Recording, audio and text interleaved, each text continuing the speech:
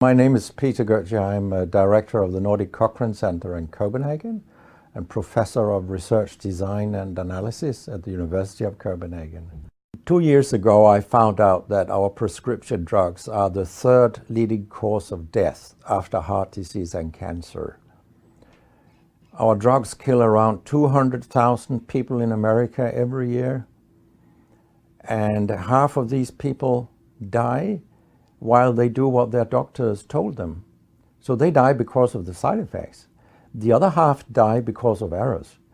And it's often the doctors that make the errors, because any drug may come with 20, 30 or 40 warnings, contraindications, precautions, and so on. No doctor in the world knows about all this. So they give patients drugs that they should not have given them, that interact dangerously with other drugs or food items or so on. And then the patients die. That's the other half. So the other thing I found out 2 years ago was that much of what the drug industry does fulfills the criteria for organized crime in US law. And they behave in many ways like the mafia does. They corrupt everyone they can corrupt. They have bought every type of person, even including ministers of health in some countries. So there is a huge amount of corruption. In my country, for example, Denmark, we are regarded as having very little corruption. But yet we have thousands of doctors on industry payroll, although we are just 20,000 doctors. So this is an effective kind of corruption. The drug industry buys the professors first, then chiefs of department, then other chief physicians and so on. They don't buy junior doctors. So when several thousands are on industry payroll, it's really, really bad. And that's why I wrote my book, Deadly Medicines and Organized Crime, How Big Pharma Has Corrupted Healthcare. I hope to convince patients not to take so many drugs, because so many die from the drugs they take. In my country, people take so many drugs that every single citizen can be in treatment with 1.5 drugs from they are born till they die. This is incredible. And drugs are not that helpful. And they kill very many of us. We know that. That's why drugs are the third major killer after heart disease and cancer. So what we need in the coming years is to take far fewer drugs than what we do currently. If we did that and we were careful, then we could live longer and live better lives.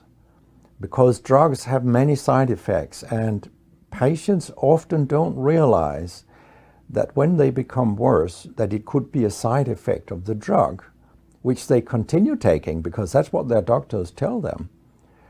So when I was a specialist in internal medicine, what I very often did was that I stopped a lot of drugs, particularly in elderly people.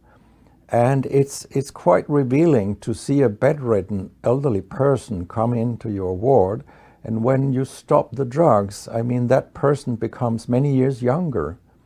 And many of these drugs affect the brain, and old people tolerate that very, very badly.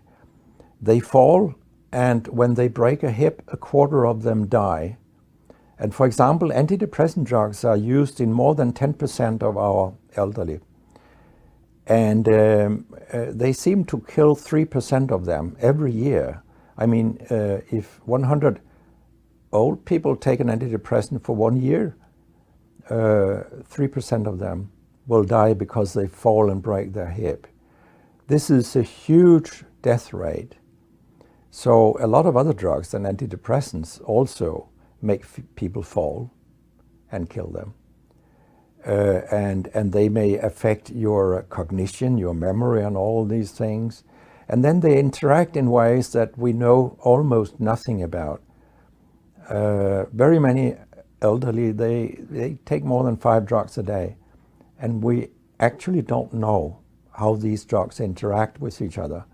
What we do know is that all drugs have many effects in the body, and some of them interact also in their metabolism.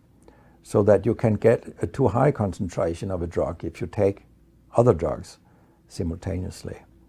So we make a lot of harms that we don't even recognize.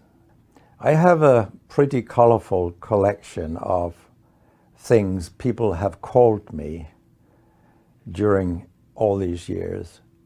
And sometimes journalists have asked me, why do you always look up controversy? And my reply is, I don't. Controversy looks me up. Because it's not popular to tell the truth in healthcare. You will get a lot of enemies, because a lot of people make money on false premises, doctors and industry alike.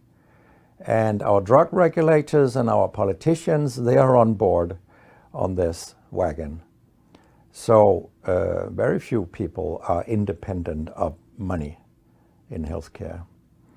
And of course, I have attacked a lot of holy cows during my career, and people have screamed loudly. In a French journal, I was called a statistical masturbist because I showed with statistics that mammography screening didn't work and things like that. And I was even accused of scientific misconduct by the Association of the Danish Pharmaceutical Industry, which was completely ludicrous. It was harassment from beginning to end. They came with vague arguments that we cannot recognize the conclusions in your study, and they could have come up with numbers and said, these numbers are wrong. They didn't do anything. It was only harassment. It lasted 18 months, I think, the whole thing. And then when we were acquitted, I made sure that this nasty behavior was described in the British Medical Journal. So after that, they haven't come so much after me, the Danish drug industry. And when my book about organized crime came out, they just lied about it, as they always do. That my examples were old, they went back 90 years and so on. But, you know, where I demonstrate that what the 10 biggest companies do is organized crime. These examples, they were from within the last 10 to 15 years. That's not old examples. And the crimes have increased because when crime pays, you will have more crime. That's how capitalism works.